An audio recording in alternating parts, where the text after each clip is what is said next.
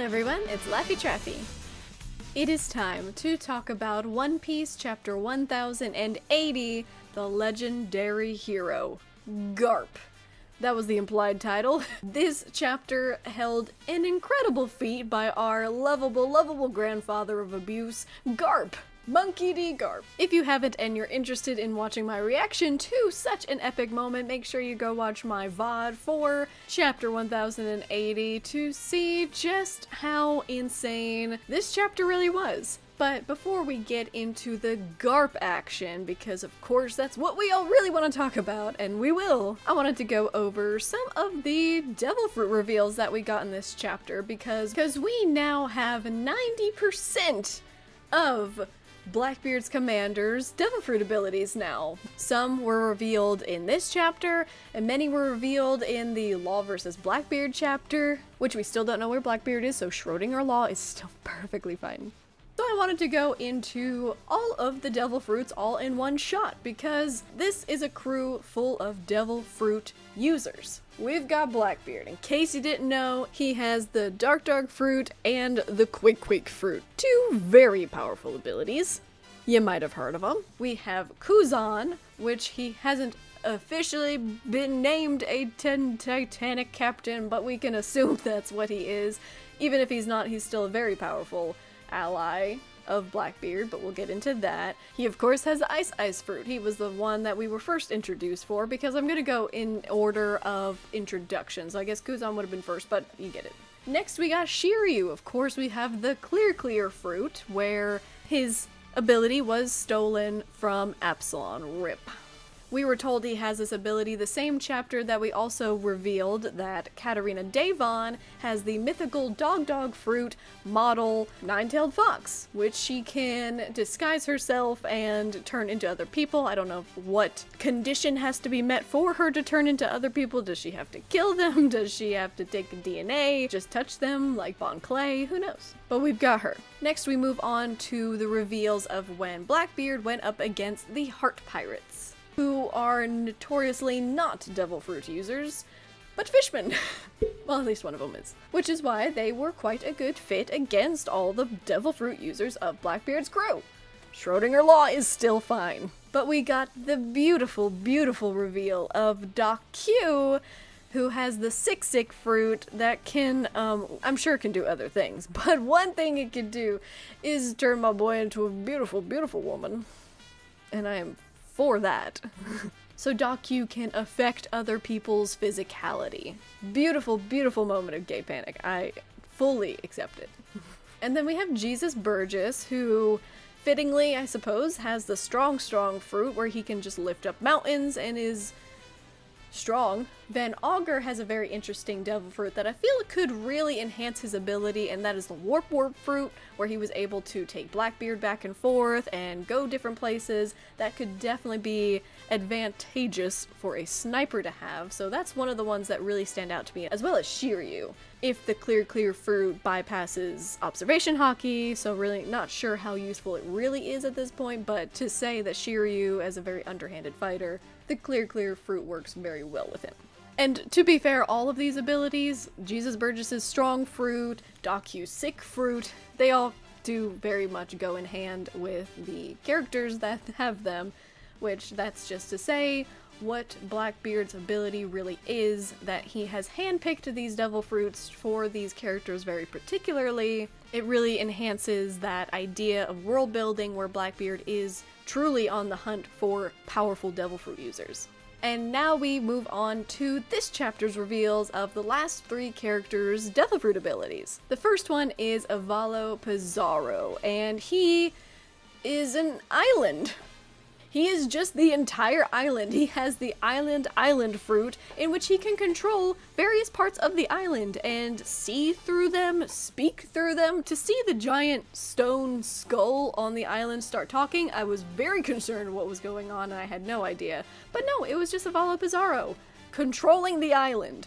I would really like to know what the limitations are with this ability, because if there is none, can he just control any island? Does size matter? Can he just step on the red line and control Marijois? There are hopefully limitations to this ability, but as we see, at least for this smaller island, he can just control the whole thing and teleport around. It seems like it would be really useful for recon as well as strength. But it is noteworthy that he could not control the buildings on the island, so it seems like his ability is purely of the physical island itself, because as all those buildings were kind of herding all of the inhabitants into that one center for Garp's big Avala Pizarro never made any attempt to stop it, and I assume if he could, he would have. And then we have San Juan Wolf, which we did know that he had this ability back in Marineford, but we didn't know what it was called, so it was revealed here that it is the big fruit. We're really getting descriptive with these devil fruit abilities. We've got the strong fruit, the big fruit. And then of course the glug glug fruit from Vasco Shot, where he can control his alcoholism, in which he then decides to not control his alcoholism, am I drunk? And he just rides on bubbles of alcohol. But if he can use this ability to affect others in battle, causing others to become super drunk would actually be really debilitating, and a really interesting ability to see how he could use that.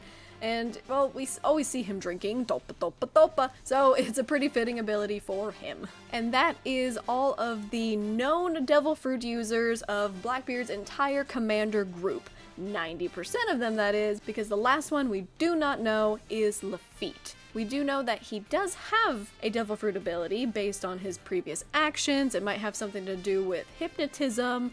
He has been shown to fly, so he might be some sort of zone. We don't really know. But he does have a devil fruit ability, we just have not been revealed what the name of it is and what it does. Which makes me concerned for the future to see if this devil fruit ability will be a big plot point going forward. If there's something with espionage or recon, something might be tricksy coming up.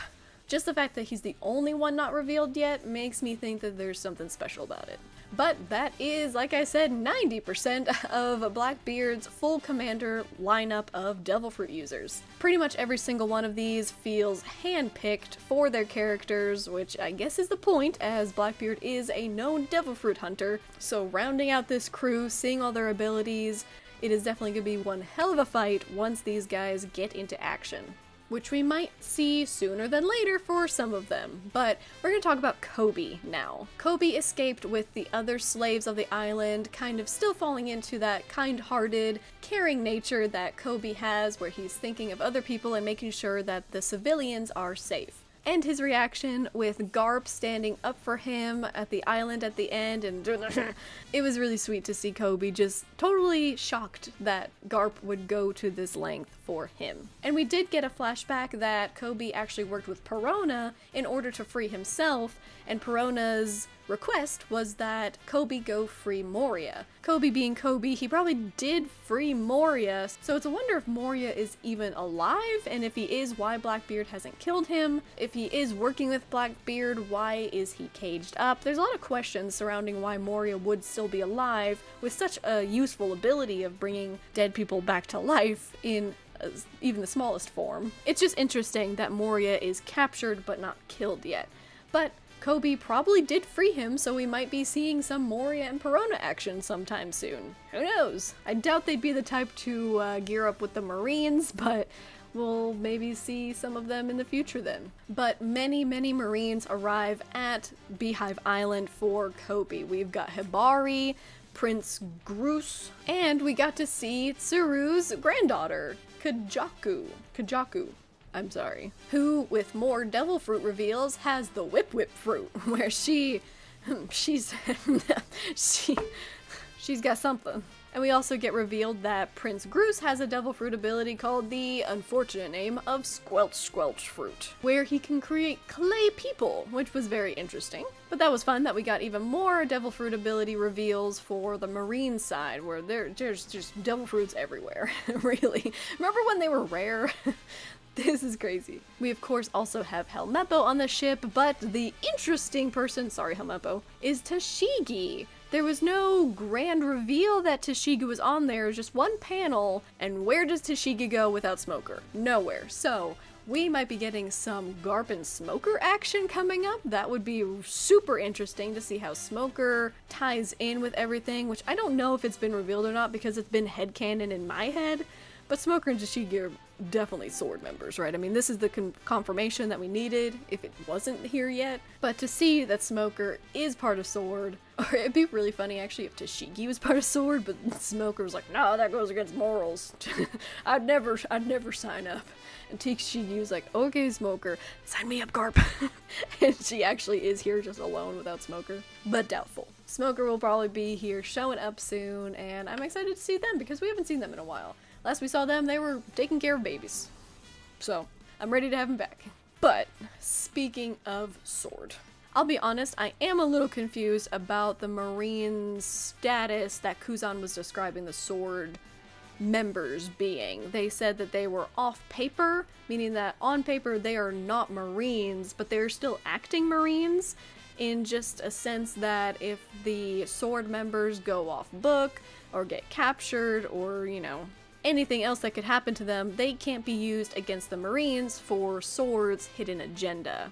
But there are just some questions that pop up when you look at it that way, because you have to wonder how secretive then is Sword. I was under the impression that the Marines who were not part of Sword have no idea that Sword even exists. It was made to be like it was a very secret organization, not like CPI Just Zero, where people know of the organization, they just are secretive.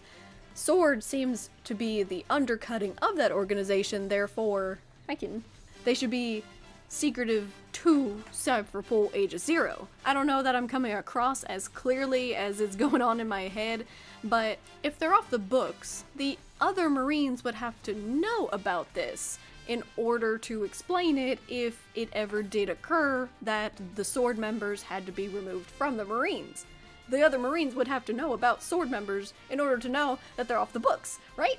Or is it just Akainu? But then in my head, is Akainu even part of Sword? Do you think he's part of Sword? A lot of people think he is because he got a tattoo one time.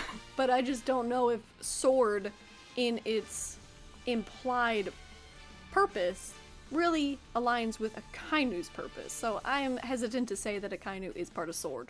So I don't think he's part of Sword. But he would be the one who would have to lead the fact that Garp, Kobe, Helmeppo, all these people are off the books. You know, it just seems weird. Also, Kobe was very quick to throw out the name Sword to Blackbeard, seeming like it would mean something, but Blackbeard had no clue. So it is still a secretive organization in the sense that Blackbeard, who has a lot of intel into a lot of places, does not know what that is, but of course Kuzan did. Now that can be easily explained away that Kuzan is a member of Sword, a double agent type, which I fully go for, that he's a double agent against Blackbeard, member of Sword, just trying to see what Blackbeard's all about. I fully believe that, and that was probably Kobe's way of reaching out to Aokiji. I just feel like that's very risky. But maybe that's my own issue, especially if it's supposed to be a very secretive organization. So saying all that, my interpretation of it was more that maybe something very recent happened, perhaps Garp being the possible leader. I don't know if Sengoku would be the leader. Again, I'm writing off Akainu right now. In my head, it doesn't make sense. But say Sengoku is the leader, or even Garp, if just Garp is the leader, maybe him going after Blackbeard is directly against the orders of the Marines, and so that was the moment that Sword members have detached themselves from the Marines. That was my initial interpretation of it, at least. This makes sense because all of the Marines showing up to help Kobe were all Sword members, so it seems like a weird coincidence that Garp and everyone were just fine at Marine HQ just a week ago, not even a few days ago, and then Garp sets out, you know, says the gang's all here, let's set out and find Kobe, and now all of a sudden all the Sword members are not really Marines. It just feels like that might be something connected.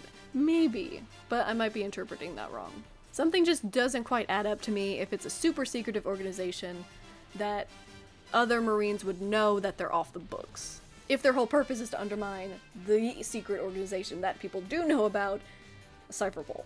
It just doesn't make sense. What are your thoughts? Let me know what your interpretation, your idea of what Sword is down below. Because now we're going to talk about Garp. Massive damage, crazy power, retired old man.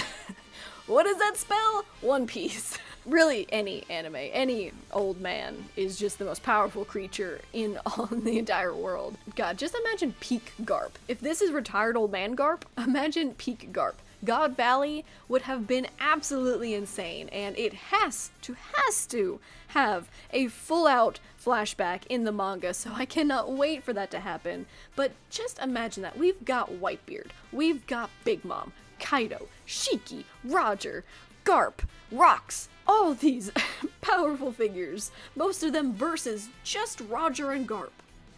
Which after you see this, it doesn't seem so uneven.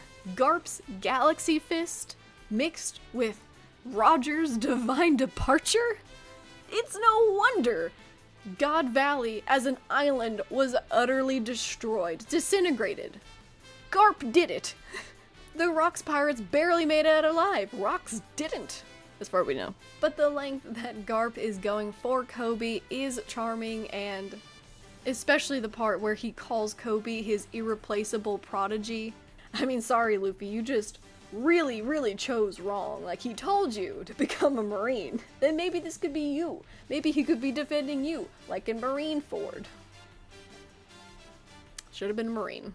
This Galaxy Punch is just incredible. And to know that Garp does not have a Devil Fruit ability, this is just pure Conqueror's Haki power. The lightning streaking from his fist in the wind-up, insane, overpowering Conqueror's Haki. Because of course he has it!